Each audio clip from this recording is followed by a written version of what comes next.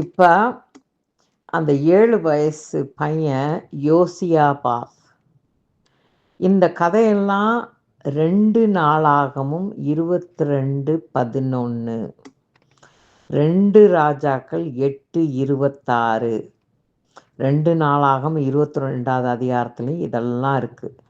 யோரோமை பற்றி, அட்டாலியா பற்றி, ஆகாப்பு அசபலா பற்றி எல்லாம் இருக்குப்பா. கடைசியில் யோசியாபாத், அதான் 8 வயசு பையன், 7 வருஷ பையன், அவனுக்கு கிரீடம் வச்சு ராஜாவாக்கணுன்னா இவ ஒரே கத்தி சட்டையெல்லாம் கிழிச்சு ஐயோ இது துரோகம்னு கத்துவான். இப்போ தான் சாத்தானுக்கு அப்பு, என்னடா தெற்கு தேசத்தை அழிச்சிட்டோம், யூதா ஜாதியை அழிச்சிட்டோம், அத்தாலியா ரூல் பண்ணுறா, விக்கிராராதெல்லாம் கொண்டு வந்து எல்லாரையும் யூத ஜனங்களை அழிச்சிட்டு இருக்கோம், இப்போ எங்கே இருந்துடா முளைச்சதுன்னு சொல்லி பைத்தியக்காரியாட்டி கத்திக்கிட்டு இருப்பா. அப்போ கடைசியில் ஹை ப்ரீஸ்ட் சொல்லுவார், அவளை கொன்றுங்கன்னு, வெட்டி சாய்ச்சிருவாங்க கடைசியில். இது எல்லாம் 2 நாளாகவும் 22:11, 12-18 இதெல்லாம் இருக்குது, படிச்சுக்கோங்க. இது ஆதியாம் 49:10 சொன்ன யாக்கோபு தீர்க்க தரிசனம் கடவுள் நிறைவேற்றி விட்டார். அவன் தலையை நசுக்கி தாவீதின் கோத்திரத்தை காப்பாற்றி இஸ்ரவேல் மக்களுக்கு தெற்கு தேசத்தில் ஒரு ராஜா வந்துடுவார். தாவீதின் வம்சம் காப்பாற்றப்பட்டுச்சு. இது மட்டுக்கும் நீங்கள் தெரிஞ்சுக்கங்க. இந்த மாதிரி தேவன் சொன்ன ப்ராஃபஸி ஜெனிசிஸ் 3:15 உன் தலையை நசுக்குவேன்னு சொன்னார்னா, அவன் யார் யாரை அழித்தாலும், யார் யார் வழியை மாற்றினாலும், எங்கெங்கே திட்டம் போட்டாலும், எங்கெங்கே வஞ்சகம் பண்ணினாலும், என்னென்ன பொய் சொன்னாலும், எத்தனை பேர் அழித்தாலும் ஒரு வித்தை காப்பாற்றிடுவார். ஒரு மோசே வித்தை காப்பாற்றினார். முதல்ல ஒரு ஆபிரகாமை காப்பாற்றினார். ஆபிரகாமை காப்பாற்றி வெளியே கொண்டு வந்தார். ஈசாக்கு ஒரு மகனை கொடுத்தாரு. ஈசாக்கு யாக்கோபை கொடுத்தாரு. யாக்கோபு 12 பையங்களை பெற்றார். ஆனால் அவர் கேட்டது தேவனோட ஹோல் இரவு சண்டை போட்டு என்னை ஆசீர்வதியும் கேட்டார். அது ஏன் தெரியுமா? யாக்கோபுன்னா வஞ்சகன்னு அர்த்தம். அந்த உன் நேம் என்னான்னு கேட்டோன்னா யாக்கோபுன்னு சொன்னோம். தேவனுக்கு என்ன தெரியாதா அவர் நேமு? கேட்டோன்னா யாக்கோபுன்னு சொன்னோன்னா ஆசீர்வதியும் கேட்டனால இஸ்ரவேலுங்கிற நேமை அவனுக்கு கொடுத்து அவன் தான் இஸ்ரவேலாக இருக்கான்.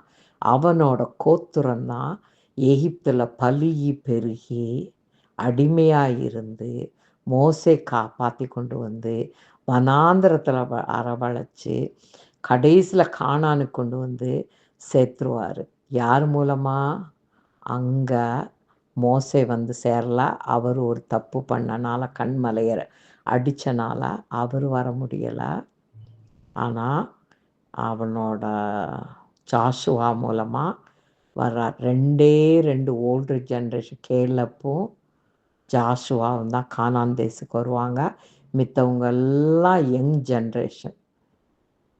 எப்படியெல்லாம் கொண்டு வந்தால் ஏன் இந்த வழி நடத்த காமிச்சாருன்னா, கிறிஸ்தவங்களுக்கு ஆவிக்குரிய ரகசியம் இதில் இருக்குது. என்ன ரகசியம்னா, இயேசுவை ஏற்றுக்கொண்ட உடனே அடிமையாக, பாவத்துக்கு அடிமையாக நம்மளோட ஆவி செத்து போயிருந்ததை இயேசுவை ஏற்றுக்கொண்டோன்னா உயிர் பெறும். ஆசாரிப்பு கூடாரத்தில் படித்தோம். ஞானஸ்தானம் எடுக்கும்போது இயேசு நானல்ல கிறிஸ்துவே எனக்குள்ளே வாழ்கிறான்னு சொல்லியிருக்கு. அதுக்கப்புறம் பரிசுத்தாவி உள்ளவராரு. பரிசுத்தாவி 3 வித வேலை செய்கிறாரு. யோவான் 16:8 பிரகாரம்.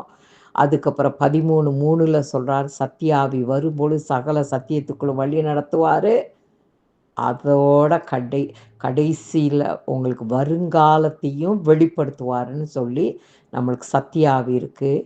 3வது பங்கு நம்ம கீழ்ப்படிஞ்சு கடவுளுக்கு நடக்கும் பொழுது வனாந்திர பாதையில் தான் முதல்ல போவோம். கடவுளை ஏற்றுக்கொண்ட பிறகு வனாந்திர பாதைக்கு போனாதான் தேவ மகிமை, தேவ பலன், தேவ அன்பு, தேவ வழி நடத்துதல் எல்லாத்தையும் இந்த வனாந்திர உபத்திர நிந்தனை எல்லாத்துலேயும் அடிபட்டு தேரும்போது நம்ம விசுவாசத்தில் ரொம்ப கெட்டிக்காரவங்களா வாழ்க்கையை புரிஞ்சு தேவனை அறிஞ்சு உணர்ந்து புரிஞ்சு தேவ வார்த்தைகளையும் சத்தியத்தையும் படித்து வரும்பொழுது நம்ம நீதிமான்களாகவும் பரிசுத்தவான்களாகவும் தேவ மகிமையை இன்னும் அறியும்படிக்கு தான் இந்த வனாந்திர வாழ்க்கை. அதுக்கப்புறம் கானானுக்கு சேர்றது நம்ம நித்திய ஜீவனை அடைகிறதுக்கு சேர்ற இடம்.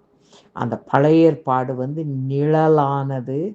ஆசாரிப்பு கூடாரம் இயேசுவை பற்றியும் ஹோலி பிளேஸாக இருக்கிறது நம்ம ஆலயமே நம்ம உடம்புன்னு சொல்கிறதும் இது எல்லாம் நிழல். இப்போ நிஜம். அதெல்லாம் கேட்டு படித்து தெரிஞ்சு இயேசுவை ஏற்றுக்கொண்டு பரிசுத்தாவி அபிஷேகம் பெற்று அக்கினியின் அபிஷேகம் பெற்று தேவனுக்கு கீழ்ப்படிதல் பிள்ளைகளாக நடக்கும் பொழுது நம்ம நித்திய ஜீவனை கட்டாயம் கண்டடைவோம்.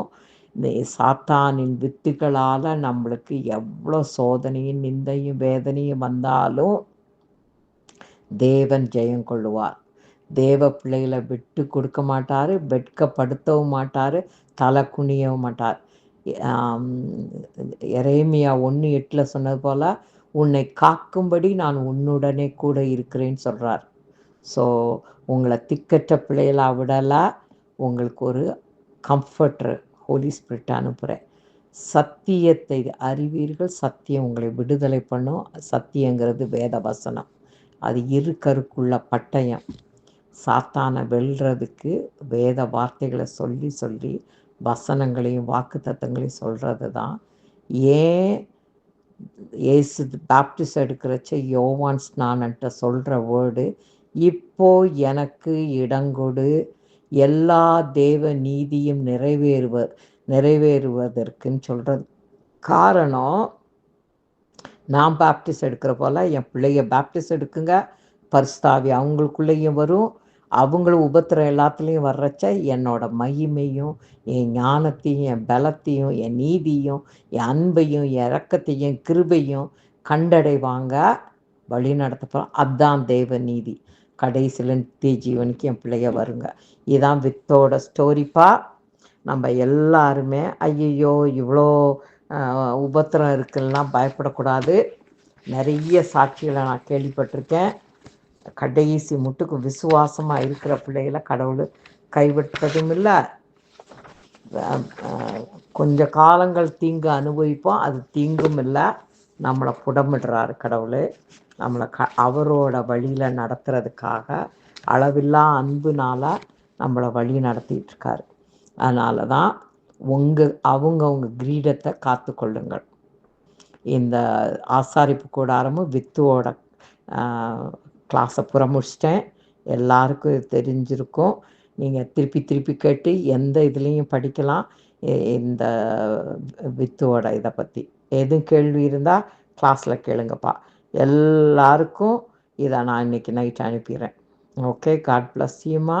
இதனால் ஒரு பெரிய ஆசீர்வாதமே உங்களுக்கும் உங்கள் குடும்பத்துக்கும் வரும். கட்டாயம் சத்தியத்தை அறியும் பொழுது சத்தியம் உங்களை விடுதலை பண்ணும். இது பெரிய சத்தியம், இது பெரிய பொக்கிஷம். அதனால் தேவ ஒளி உங்கள் மேலே பிரகாசிக்கட்டும், அவர் முகமும் உங்கள் மேலே பிரகாசிக்கட்டும். God bless you all. தேங்க்யூப்பா.